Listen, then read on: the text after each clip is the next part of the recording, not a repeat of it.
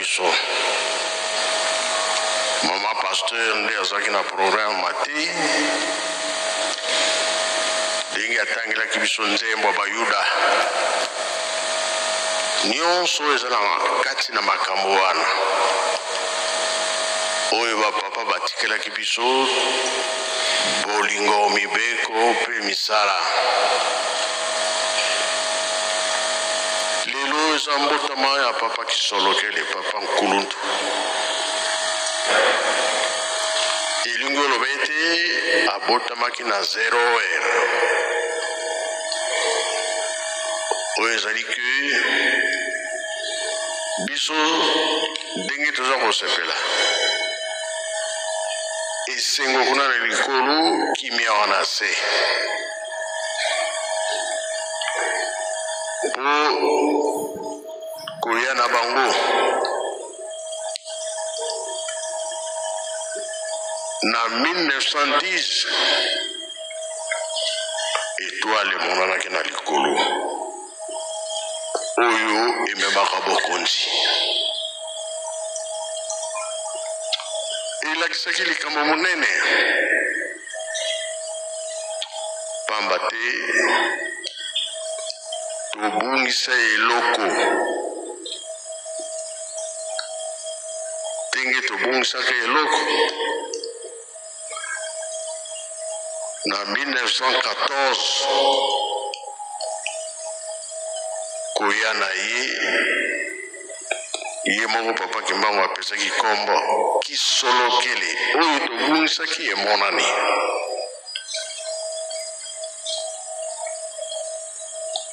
Oyo eza kolasa ke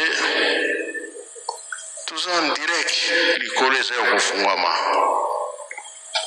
na baraport nyonso tozali kopesa tozalaki bato te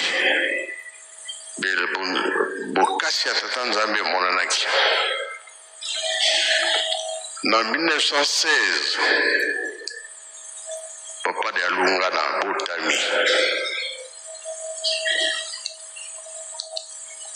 ye moko tata Kimbangu apesaki kombo de alunga na Salomo. Kanisa nani yo moko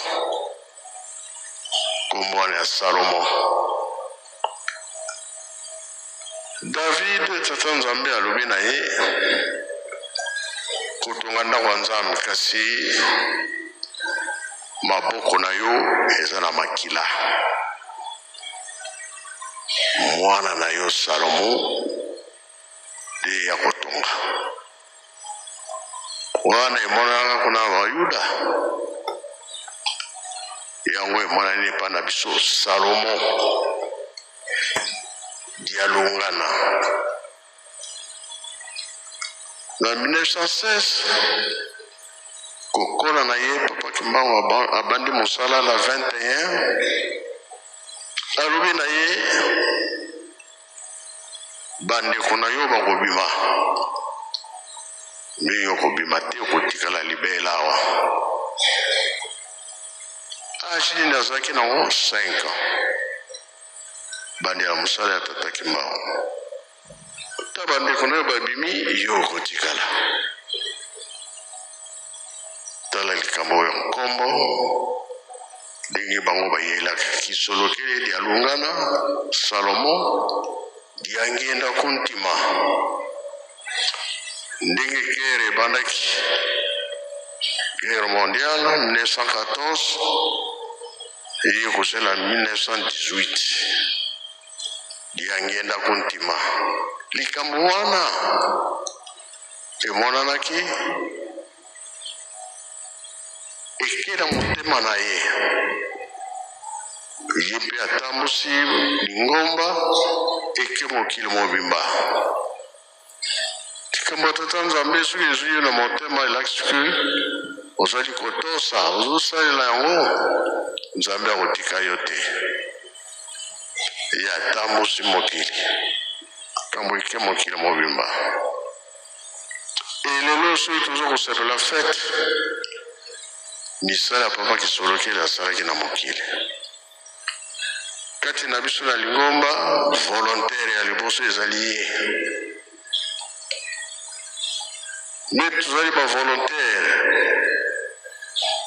ye azotala biso ya ndenge tondimi toya kosala misala ya kivolontaire oyo tondimilaki tozwaka mapamboli ntango tosalaka misala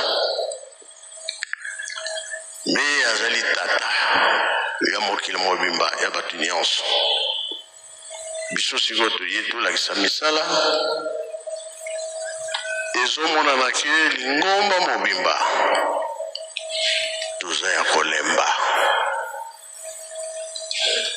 kolemba wana eza kolakisa ete misala tozosala bikateli eleki mingi na motema mpe bato baza kobude nayebi na kotunaka malgré toza na ndako ya nzambe na kotunaka oyo baza kolemba oyo bazotute bikateli eleki mingi bazali mpe bazali te bazali biso mpe na kati awa tozali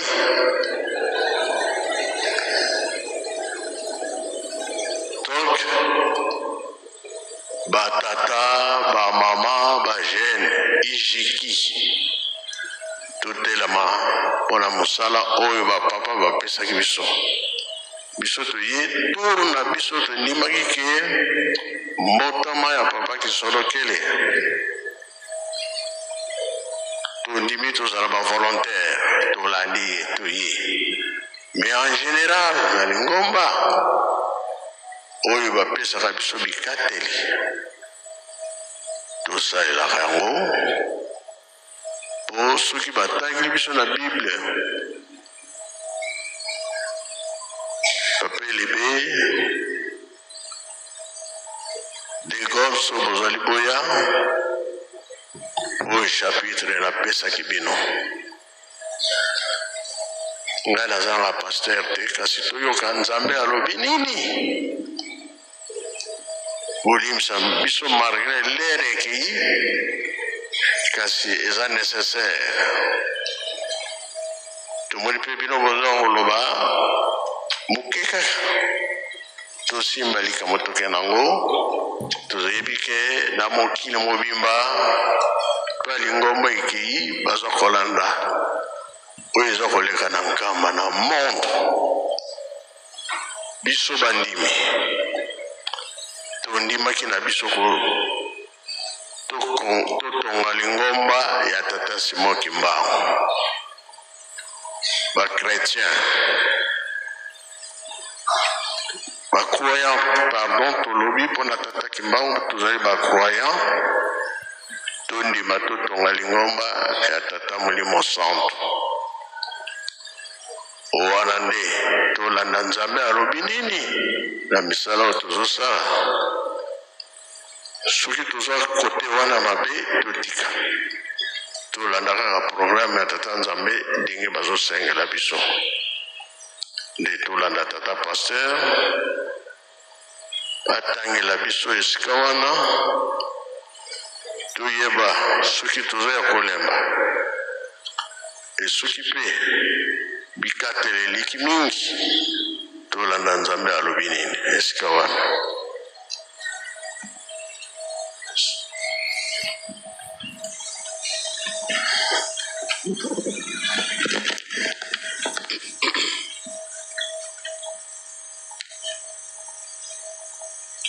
Merci Tata Molimo Santo mokonzi abule mokonzi ya lingomba nakopesa biso maloba papa apesaki biso chapitre oyo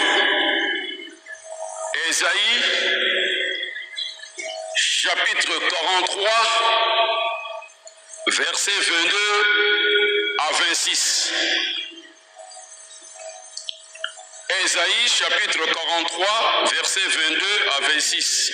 Yesaya mokabu ya tukumi na misatu nzela ya tukumi bale na mibale kino tukumi bale na motoba etangeli ezali boye na koba tata mwana peli mosantu.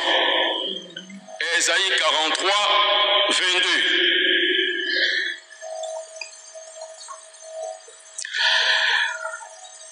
Na kombo ya tata ya mwana pe tata Molimo Santo kasi obiangaki ngai te. E Yakobo, olembaki na ngai. E Israele, oyeiseli ngai bana na mpate te mpo na mbeka etumbami. Okumisi ngai na miboma na yo te. Natieli bino bojito na makabo te. Nalembisi bino mpo na mpaka na malasi te. Oyeiseli ngai nkoko na elengi elongo na mosolo te. Otondisi ngai na mafuta na mbeka na yo te. Kasi opesi ngai bojito na masumu na yo. Olembisi ngai na mabe na yo. Ngai najali ye oyo akolimbisa masumu na yo mpo na ngai moko. Mpe na kobanja mabe na yo te. Kanisela ngai toloba na likambo. Bimisa liloba na yo ete olongisama. Na kombo na tata na mwana peli mosantu. Tolandi etangeli na likambo oyo tata mokonzi abule mokonzi lingoba asili kopesa biso. Likanisi moko oyo mokuse tokopesa pote tozali kowela ngonga. Yawe asambisi ekolo na ye. Toyoki mawa ya tata Nzambe mpona bato na ye. Totangi yango na lingala.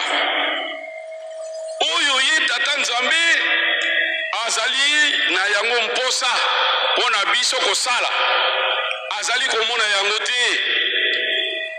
Ndakisa bopikiliki tonguya makasi oyo ezalaki na biso na ntango tozali kotonga lingomba, na ntango tozali kotonga tempelo oyo ndakisa azali komona yango lisusu te. Kasi azali komona kaka mabe likolo na mabe kati na bato. Bolembu ekomi makasi. Maloba mabe kilikili katikati na biso to bisala sala. Yango efunguli nzela pe na mikili misusu bazali koloba na biso ete pe kolakisa biso misapi ete na bino pe. Kasi bino nde libota na Nzambe. Etamboli to esaleli nini oyo ekomi katikati na bino. Toke kotanga na Ezekiel chapitre 36 verset 20. Ndakisa tango tosalaka mabe, tango tokotambolaka esepelisaka Nzambe te, me bato na mokili mpe basalaka biso remarque. Na bino pe bana papa, na bino pe bato na mibeko. Yango te Nzambe aza na mposa epai na biso. Yango na tozali komona ete tata azali kotinda batei, azali kotinda basirculaire, azali kokotisa mayangani réunion ya mardi makambo ebele. Me kasi biso tokangi matoi, tolingi koyoka te, tolingi kobongama te. Nzambe asepeli bongo te. Toke kotanga na 2 Chroniques chapitre 36 verset 15 à 16. Dans le 2 Chroniques chapitre 36 verset 15 à 16. Ezaleli wana batata ba mama bana ya papa Simon Kimbangu. Tata Molimo Centre papa Simon Kimbangu kiangani aboyi yango, alingi yango lisusu te, alingi komona yango te, alingi komona bokasi, souplesse, vitesse na esaleli na biso mpona kotonga Yerusalem, surtout na biso baye epesemeli nguya na 4e génération ote batata na biso basalaki na tango na bango sika boye tango na biso nde epesemeli biso Yerusalem oto kotonga yango. Yango na bapesi biso Hébreu chapitre 3 verset 7 à 8. Ete tango bokoyoka mongongo na ye boyeisa motema makasi te. Mongongo na ye to maloba na ye ezali nde lobiko epai na biso me kasi soki tokokanga motema mpe tokozwa makanisi ebele ndenge tolandi na introduction na ye ekosalela biso na litomba moko te. Esengeli na biso toyeba ete ntango nyonso ekosalaka biso mabe, ntango nyonso ekolembisa biso mosala, ntango nyonso eza kobebisa biso mosala na Tata Nzambe, tozali kozongisa nkolo Yesu de kulusu, tozali kozongisa Papa Simon Kimbangu na kati na boloko mpote bango banyokamaki bandimaki pote mosala oyo tovandi lelo ndakisa lelo le 12 février toyoki ba prouesse l'exploit oyo papa kisolokela asalaki mpo ete tokoma ndenge tokomi lelo yango wana batata bamama me na nsima tozali koloba bilaka ezali koumela mpasi na biso ezali koumela nzoka nde etamboli na biso ezali lolongomani te na lolenge Nzambe azali kolinga kendo kobwaka miso na Ézéchiel chapitre 20 verset 32. Ézéchiel chapitre 20 verset 32.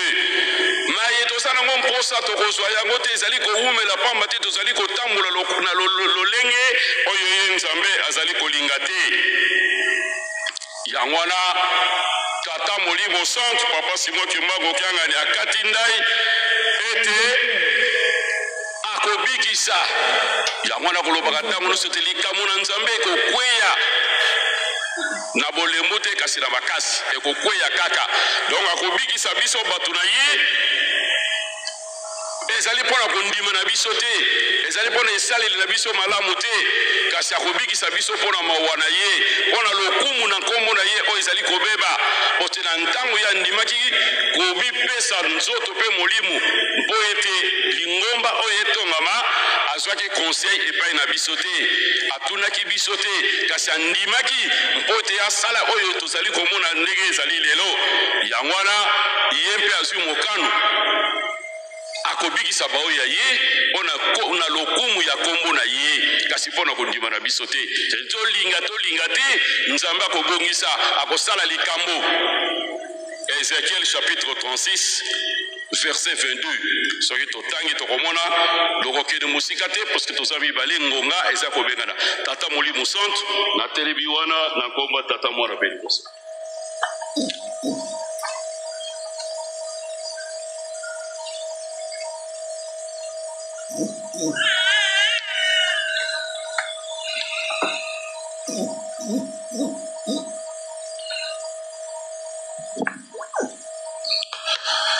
Na kombo na Nzambe Tata Mwana Tata Molimo Centre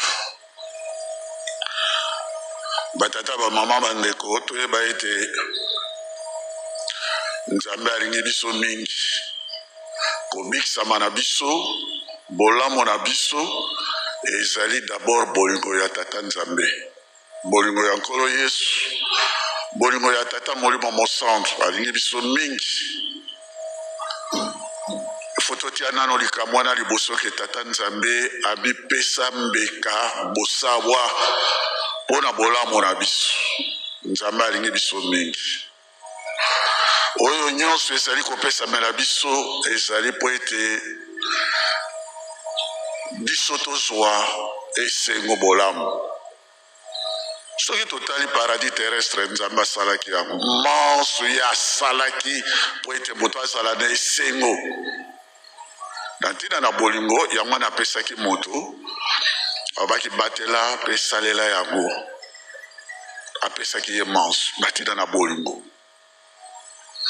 po tokenda mosika te tokokamata lelo tozali koloba likambo Tata Kisolokele d'accord me likambo esengeli biso toyeba yango oyo nkolo Yesu atunaka motuna na Papa Kimbangu atuni ye Papa Kimbangu naza kopesa mosala me ozali kondimela yango te oka motuna na nkolo Yesu loposo nini oyo olati Papa Kimbangu alobi loposo lwindo bandeko na yo oyo nyonso to bazali na loposo oyo olati eske baza malamu eske bazali malamu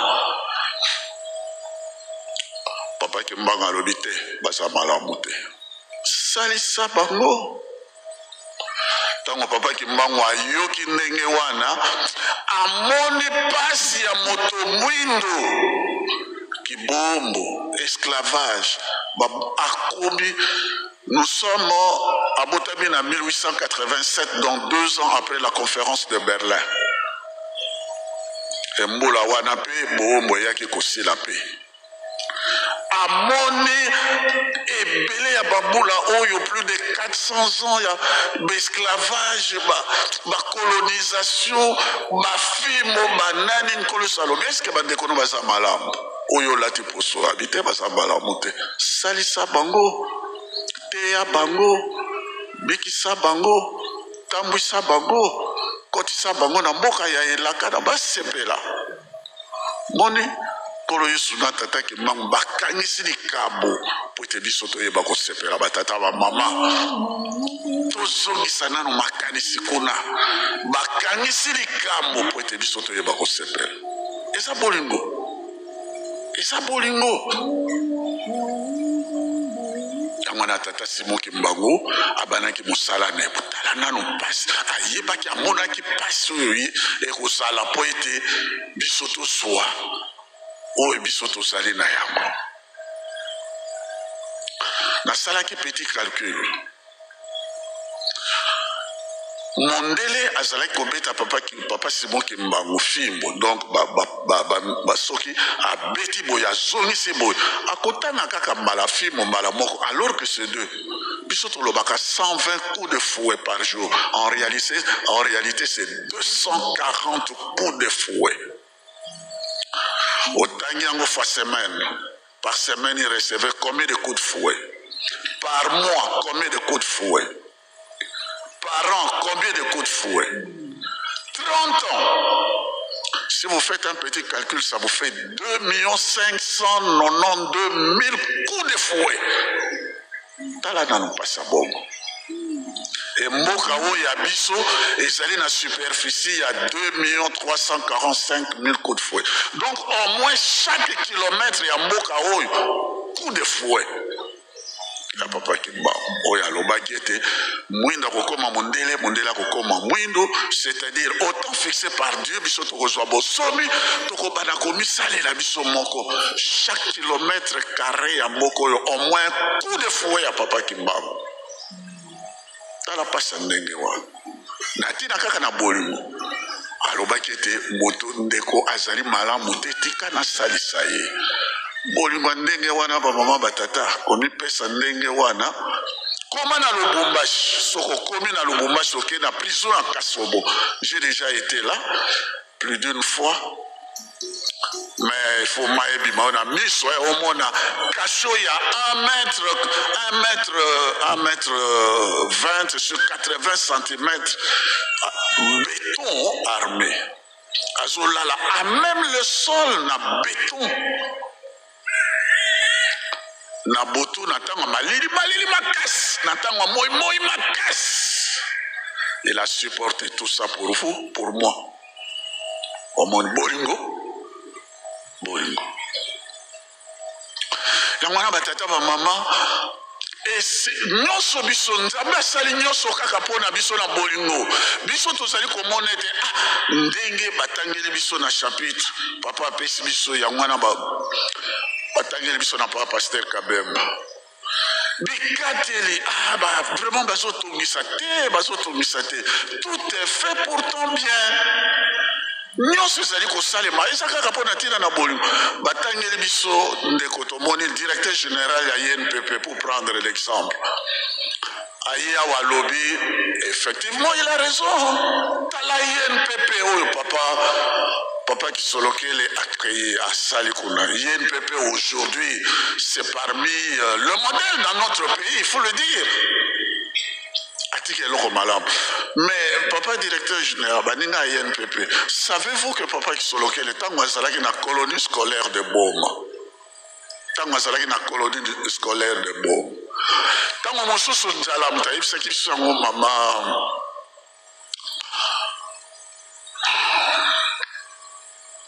maman Kwakiadi Suzanne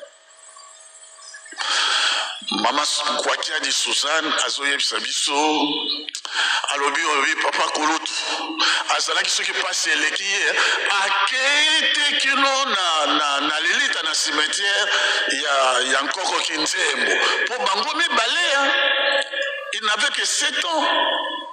Nkoko Kinzembo na ye bakenaki kuna na boma okomona soki pasi eleki eloko akolia ezali te akei te na cimetière ya Nkoko Kinzembo azokanisa ndenge bakenaka bango mibale kuna na parfois tango mama Suzanne Kwatiadi azoyebisa biso des larmes aux yeux, vous avez froid au dos okomona kokamata ndika akamati ndika likolo na cimetière ateti yango.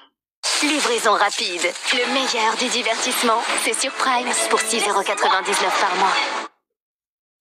Il a constitué tout un repas et rentré. T'as la souffrance à Degewan. T'as la souffrance, il y a papa Diangena. Parfois, azolokota makayabo, mokwa makaba, bois qui a kati ya fulu, akeko lokota lokola mboa. Allez, yango. Tout ça par amour pour nous. Pour nous. Hein? Ndika, repas na yewan, ateti yango. Azokanisa Nkoko ake na pasi ndenge bakabwanaki. Tout ça pour nous. Bolingo wana pour nous. Lelo NPPS, lelo yo talaka ndenge bino bosali, talaka nyonso tout ça. Asala yango kaka pona biso. Donc ce qui baza côté na biso to sala bikati temple oyo papa Diangena tuna kyalo et kitaka na yango c'est nyonso yeluste na kemo ya nyonso na tuna ni papa Diangena na papa mais vous avez kemo nyonso tu yeluste de besikita na semeyo et ça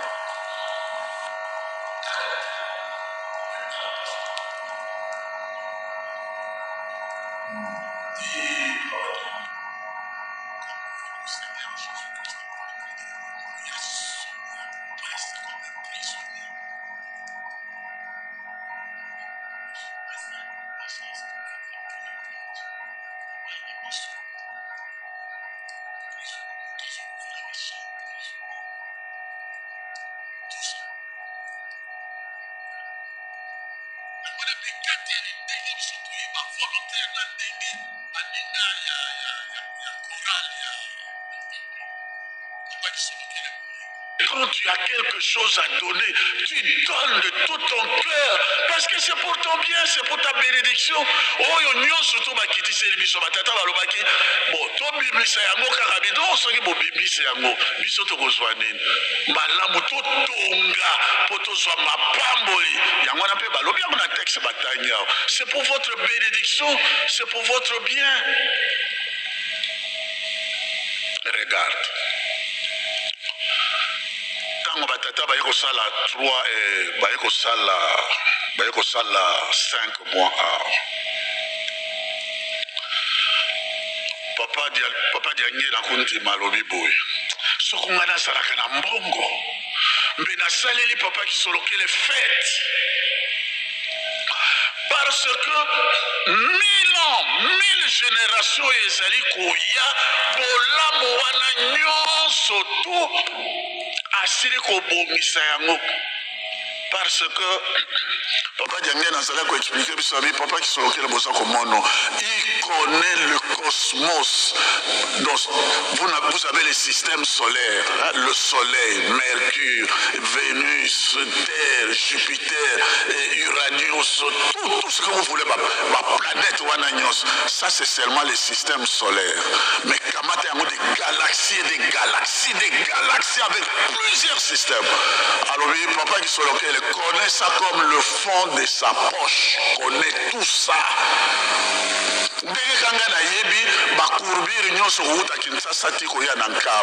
C'est papa Diangena qui nous a expliqué ça. Papa qui il connaît tout ça. Donc, toutes les galaxies avec tous les systèmes du soleil. Alors, il y a 5 mois, il y a alors, il a arrangé tout ça, l'alignement, il y a la planète, tout ça, parce que ça va faire 3 quarts. Il y a science, il y a technologie, donc développement,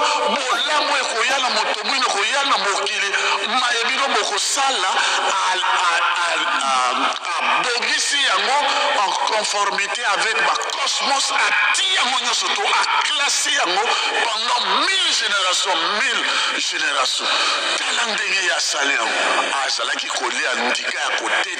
La colonie scolaire de Bob. Mais il a tout arrangé, 1000 générations. À Saliango, 3 quarts à science et technologie, à Saliango, surtout, il vous le laisse, il s'en va. Mais ceux qui m'ont dit, on paie ça $10, paie ça $10, et paie ça $50. Tu trouves que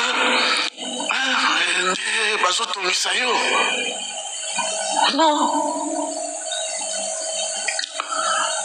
Le 17, le 16, je termine par là.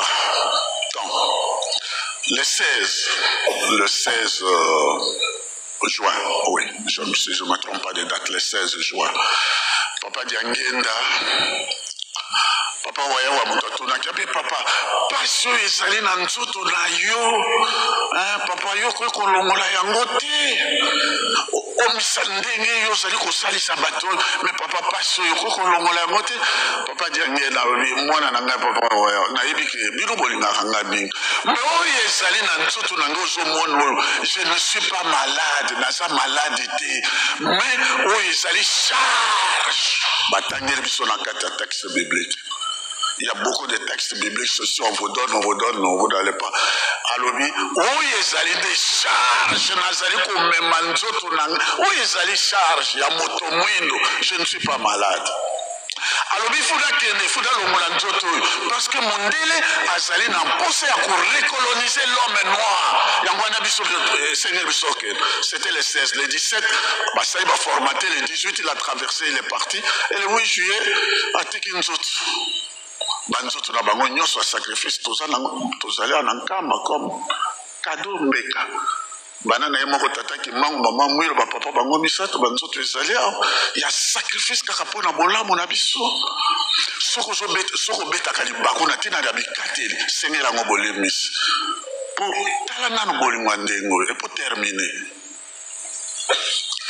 Maloba papa balobaki. Malamu lelo tuzali wapi tala mboka na biso tala bituma tala pasi Mondele azalaka toujours na posa ya korekolonize biso toki kobunda bituma batika banzoto poka babundela biso bituma ndenge biso tozali mokolo moko tala papa okomwana kovanda te nalimbisi bino nalimbisi papa aza kolimbisa biso kaka mpona ntina na nkombo na ye alata kombo papa Simon Kimbangu Diangane. En réalité papa Kimbangu azalaka mpe azali mpe ye akozala po ye moko alobaki nakobotama na 1918 nakobotama na 1951 oyo azalaki yo azali kati na biso akosalela biso bolamu ndenge alobi yango 2025 tozali kokende makambo ya malamu makambo bolamu wana nyonso azosala kaka mpona bolingo bamama batata kaka mpona bolingo na ntina lokumwa nkombo na ye sambwa te kaka na ntina na bolingo azotungisa biso te natina na bolingo mpona lokumu ya nkombo na ye malgré bacharge oyo nyonso ya masumu kanisa nano soki ozwa koyimayima me kanisa nano masumu oyo osalaka ndani aza komema mokuma wana mpasi wana nyonso eza koya kaka epai na ye okomona kovanda ti ale grâce même ata bosala okenda bapesa etumbu ya 12 ans yaka kozongisa baninga mingi bazongi na kati ya bingoma kaka il a décrété une année de grâce kaka po azaka na mposa tobika malgré bipengweli na biso malgré bacharge nyonso to aza kolemisa kaka. Un jour tozalaki na molongani na ngai tokendaki mpo ndenge biso tosala masumu tosengi bolemisa epai ya papa papa likambo biso tosalaki lemisa biso na yango tovandi ti tolingi tosilisa masolo kaka na résidence tobi papa yo lemisi biso oka réponse papa lemisa ngai nasilisi mpe wana oka réponse papa alobi bana soki nalembisi bino te nazali komisalela mabengamo nazali komisalisa mpasi ngai moko yango wana nalembisi bino kaka nalembisa kaka poso nalembisi te nazali komisalela ngai moko mpasi. Année de grâce et puis alobi tobandi na zero toujours kolimisa lelo bana lelo tobandi mbula oyo bikateli tobetela ngo mabako te on a expliqué ça vraiment temps eza moke tobetela ngo mabako te nzambe alingi biso mingi azosalela biso bolamu babongiseli biso bolamu amemi charge ya bipengweli na biso nyonso oyo nyonso to bazali kosenga na biso ezali kaka mpona bolamu na biso pour 1000 générations bankoko bolamu wana nyonso to ezali kaka mpona bapamboli na biso mpona biso tobeta mabako te na kombo na tata mwana molimo mosantu.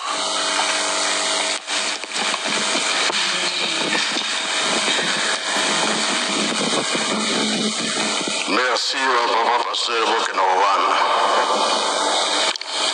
ngai mpe nazowelela nere na ngai ya msinzani tolandi oyo euti na bible lelo tomoni sili ya malamu oyo elakisiki embula ebeti bavolontaire ntango bayokaki ete tozala so na fete ya papa kisolokele te biso bavolontaire tokoya so na nkamba te esalaki bato mpasi me lelo tozongisi yango ya libumba na liboso tozongi epui totelemaki yango tolobi ete lelo tolakisa mosala ke tozali ndenge tozali wana tozosala tozotonga yerusalemi ndenge bapapa balobi biso tozokende me bino tour na bino botikala kotongela biso yerusalemi oyo misala tosali te esalama papa mfuma longo papa nangenda kontima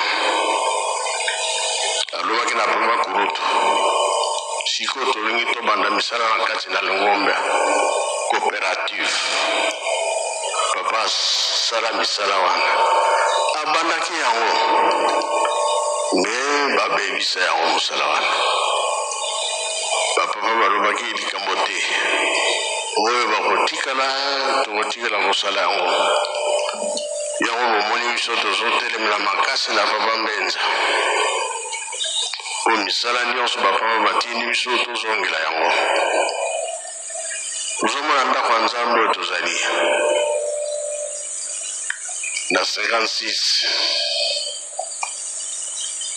euti likolo ekiti ntango wana ekitaka papa mfuma longo mpo badange na bomwana alobaki biso ndako ya nzambe ekouta likolo ekokita ekozala boye na boye ayebisaki bakamarade na ye azalaki na âge ya 9 ans batémoignage ezali bato mosusu malgré bakufi me bamosusu mpe bazali bamonaka yango batataki mkwa elakisiki likambo tozosala oyo tobungisa emonanaki na kobotama ya papa Kisolokele kombo wana eza ya Kikongo Kisolokele elakisiki oyo tobungisaka yango toza kozongela maloba ya papa mfuma longo papa liangenda kuntima tozoyela place na biso ya liboso eske euta likolo totonga mpe tosala nini atoni bandimi balobi totonga na maboko kala soki osali masumu na yo ozwi ngombe otumi mbeka nzambe alimisi yo meme otumi mbeka nzambe alimisi yo taba otumi mbeka balimisi yo kasi yo moto ozwaka mbongo moke 1000 francs 500 to nini mbongo moke meme kosomba te ngombe kosomba te kasi ntango ozotya mbongo na lingomba ozotonga owana nyonso masumu na yo eza kosila sikoyo papa Kurutu alakisi bokasi ezala na Kinshasa lelo mbula ebeti na nkamba mpe mbula ebeti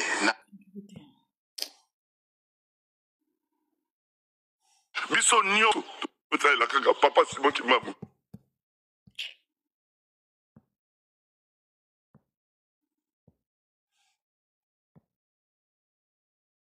na date na ye juste chasse ebandaki na ntongo biso mpe ntango tozalaki na libanda yango ebeti tosepelaki bayokeli biso ndenge tolobi na ntango ya fete likolo ezalaka kofungwama barapport nyonso topesaka lelo tozwi réponse sili ya malamu omoni papa Mbenza defile na mbula bino mpe bolandi ye nga mpe nasepelaki na yango tolobi